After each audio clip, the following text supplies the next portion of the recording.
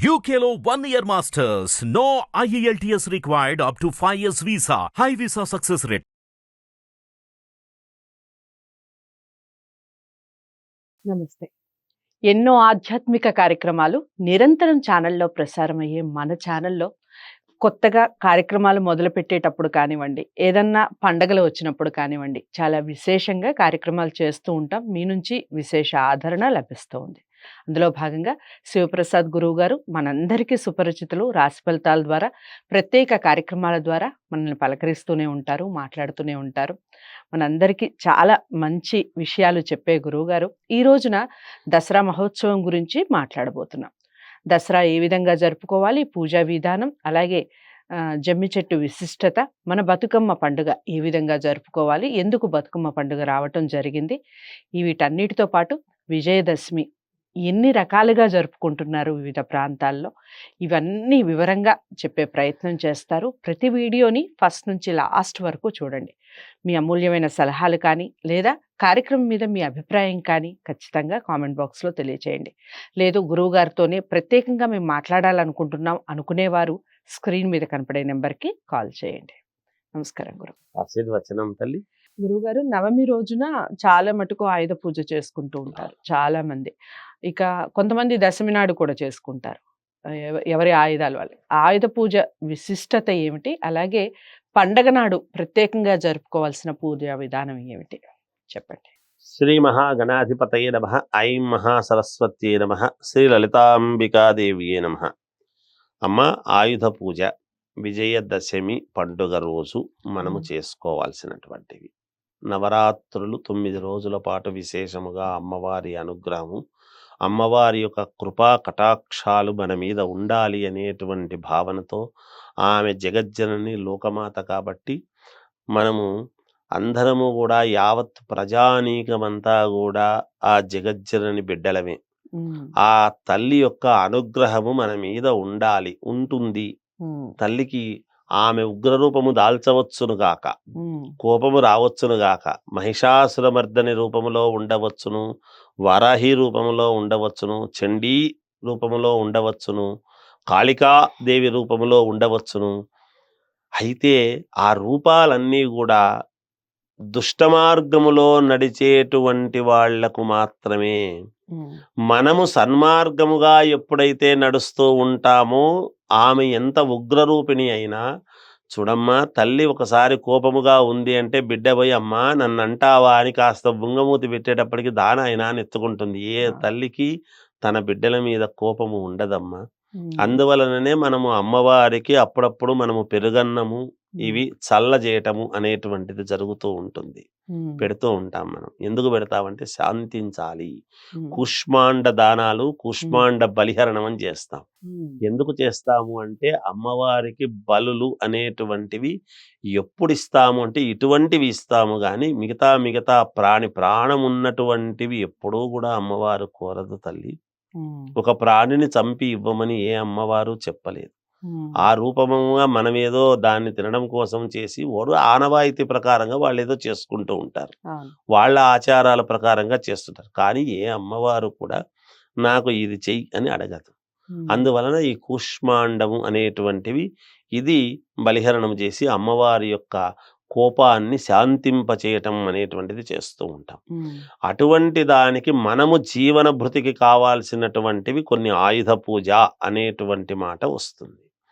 ఆయుధ పూజ అనేటువంటిది మనకేమిటంటే మనము బ్రతకడానికి కావాల్సినటువంటివి ఏవైతే ప్రామాణికముగా పెట్టుకుంటామో, మనము ప్రతి జీవనము మనము రోజు ఉదయం లేస్తే మనం ఎక్కడికైతే వెళుతూ ఉంటామో, ఒక రైస్ మిల్లు ఉండేవాళ్ళు కావచ్చు, వ్యాపారాలు చేసుకునేటువంటి వాళ్ళు కావచ్చు, ఏ వ్యాపారస్తులైనా వాళ్ళ వ్యాపారము వలన వాళ్ళు భుక్తి పొందుతూ ఉంటారు. కాబట్టి అక్కడ పూజ చేసుకోవటం అదంతా కూడా బాగుండాలి.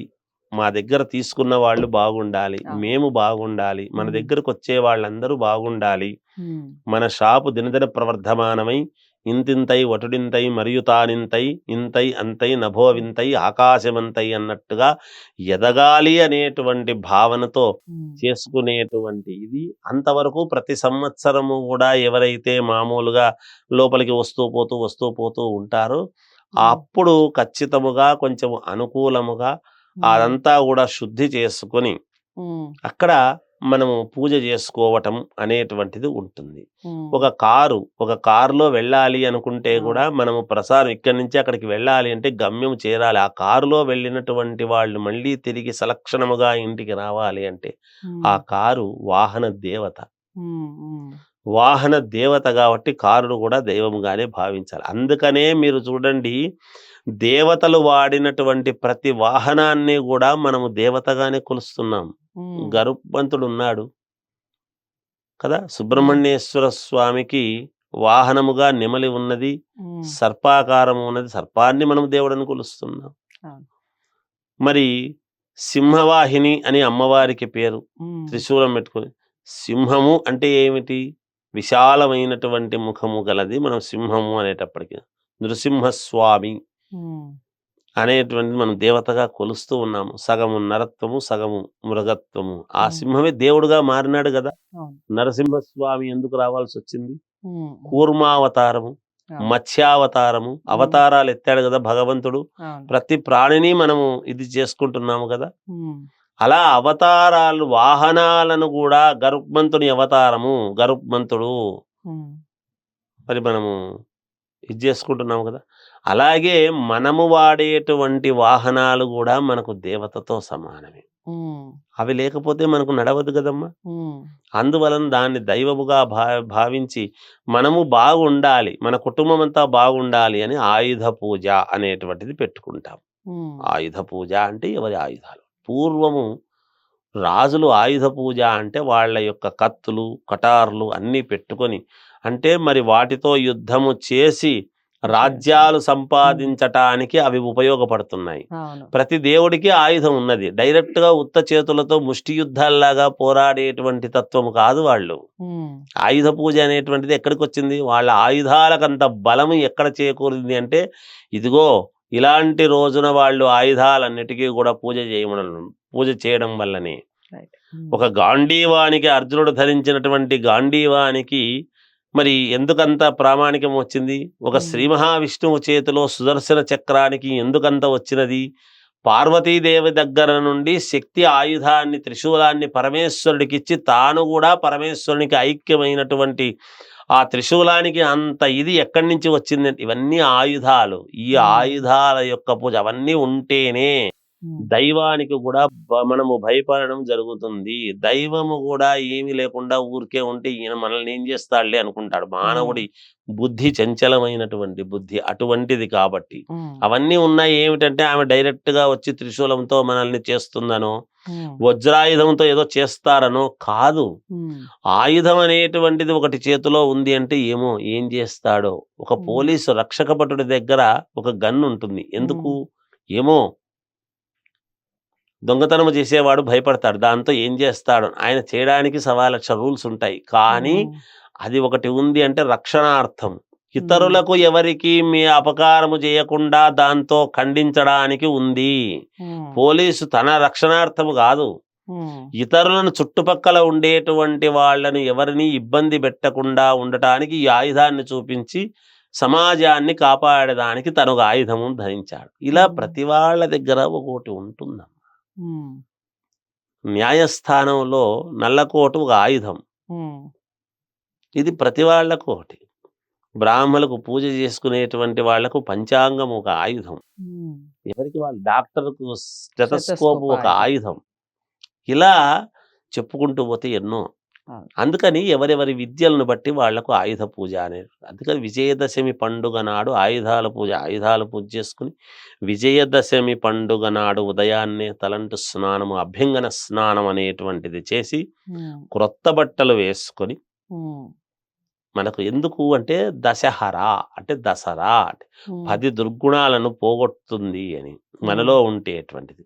కామ, క్రోధ, లోభ, మదమాత్సర్యాలు ఇట్లాంటివి ఇతరులకు హాని చేయకుండా ఉండేటువంటి విషయాన్ని మనము మృదువుగా మాట్లాడము, కఠినంగా ఎవరిని మాట్లాడించకుండా నొప్పించకుండా మాట్లాడేటువంటి విధాన్ని, తత్వాన్ని, సత్వ రజస్తమో గుణములను ఇలా అన్నిటినీ కలిపి 10 దుర్గుణాలను పోగొడుతుంది. కాబట్టి విజయదశమి పండుగ నాడు మనలో ఉండేటువంటి దుర్గుణాలు ఏమైతే ఉన్నాయో అవి మనము పోగొట్టుకోవాలి. మనము పోయిన సంవత్సరం ఎవరినైనా దుర్భాషలు ఆడామా? ఒక మాట ఏమన్నా అన్నామా? లేదా ఎవరికైనా మనం చేస్తాము అని చెప్పి మోసం చేసి చేయకుండా పోయామా? ఏమిటి మాట తప్పామా? ఎందుకు తల్లి నాకు ఈ అవకాశం ఇవ్వకుండా, వాళ్ళకు చేయకుండా, అమ్మవారు నాకు ఇది ఇవ్వకుండా పోతివే, ఈ సంవత్సరం అన్నా చేసే అవకాశం ఇవ్వు. నలుగురికి మేలు మనము జీవితములో నలుగురికి చేసినటువంటి మేలే మన వెంట ఉంటుంది గాని మనము చేసుకొని తిన్నది మనకెప్పటికీ రాదు. నా కుటుంబానికి మాత్రమే నేను పెట్టుకున్నాను అనేటువంటిది ఎప్పుడూ మనకు ఉండదు. ఇతరులకు సహకారం, ఒకరికన్నా జీవితం, ఒక కుటుంబానికైనా నేను మేలు చేశానా? నా జీవితం నేనెందుకు అని ఎవరిని వాళ్ళు ప్రశ్నించుకొని చేసుకుని ముందుకు వెళితే తల్లి సర్వము అందరూ బాగుండాలి. లోకా సమస్తా సుఖినో భవంతు. చాలా అంటే చాలా చక్కటి వివరణ గురువు గారు. అది పండగ నాడు మనం ఎలా ఉండాలి ఏమిటి అని తెలుసుకోవటంతో పాటుగా ఆయుధ పూజ, దాని వెనకాల ఉన్నటువంటి రహస్యాలు, ఆయుధ పూజ ఏ విధంగా జరుపుకోవాలి, దానివల్ల జరిగే మేలు, విషయాలన్నీ వీడియో ద్వారా తెలుసుకున్నాం. వీడియోని లైక్ చేసి అందరికీ షేర్ చేయండి. ఎందుకంటే ఈ నవమి నాడు అందరూ ఆయుధ పూజ చేసుకుంటారు మ్యాక్సిమం. దాని యొక్క వివరణ తెలిస్తే ఇంకా బాగుంటుంది. అందరికీ షేర్ చేయండి, వీడియోని లైక్ చేసి. అలాగే గురువుగారిని మీరు కలవాలి అనుకుంటే స్క్రీన్ మీద కనపడే నెంబర్కి కాల్ చేయండి. ఛానల్ని సబ్స్క్రైబ్ చేసుకోవడం మర్చిపోకండి. మరో మంచి వీడియోతో మళ్ళీ మీ ముందుకు వస్తాను. నమస్తే.